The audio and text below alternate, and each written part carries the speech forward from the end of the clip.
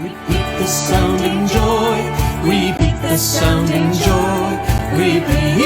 Repeat the sounding joy.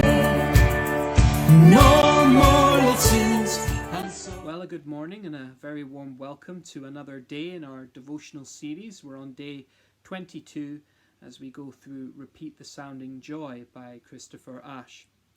Today we're still on the theme of waiting, but we're considering what it is to wait with hope. And we're in Luke chapter 2, verses 36 to 37. Today's reading is going to be read to us by Christina Ross. So over to you, Christina. There was also a prophet, Anna, the daughter of Penuel, of the tribe of Asher. She was very old. She lived with her husband 7 years after her marriage, and then was a widow until she was 84. She never left the temple but worshipped night and day, fasting and praying. Well, we've spent the last couple of days reflecting on the person of Simeon and how he waited on the Lord for God to fulfill his promises to Israel by sending the Messiah into the world.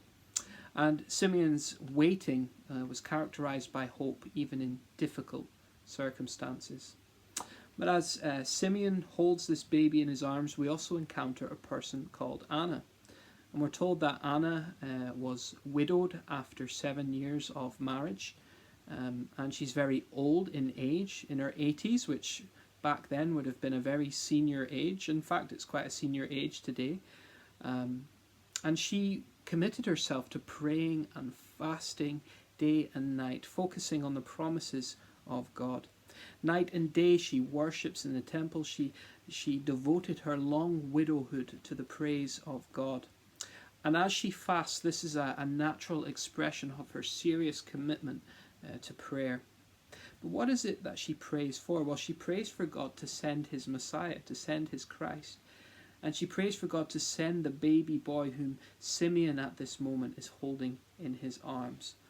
But Anna demonstrates to us what it is to wait with hope and to wait and hope with seriousness.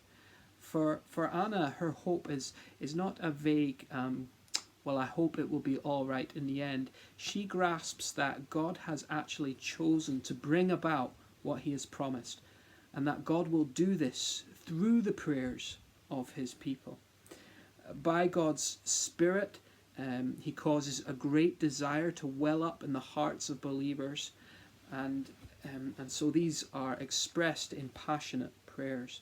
And Anna gives herself over to a life of prayer. She doesn't fast just in order to twist God's arm, but she fasts in order to be utterly devoted so that she will not be distracted or diverted or turned aside from prayer. And she doesn't focus on her fasting. She fasts in order to devote herself to prayer. She knows that God has chosen not to fulfill his promises unless his people pray. And so his people must be a praying people, because God has promised to do what he is going to do. As Christopher Ash says in his devotional, which we're reading just now, in the deep wisdom of God, this beautiful widow is drawn by the Spirit right into the purposes of God. So the coming of the Messiah is in part the answer to her prayers. Now, no doubt, as you look towards Christmas with deep and unspoken hopes, hope of all shapes and sizes and sorts, the question for you to ask this Christmas is, are you submitting them to God in serious prayer as Anna did? It's when we pray that God acts. But Anna's example refocuses our hopes too. You and I do not pray for Jesus to come as a baby. We do not wait for that first Christmas. That first Christmas has already arrived. That baby was born 2,000 years ago. But we do wait. We wait, we long, and we pray for his return.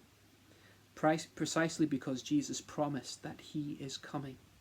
and that he is coming soon. So every time we pray, your kingdom come, in the Lord's Prayer, we are yearning for Jesus to return.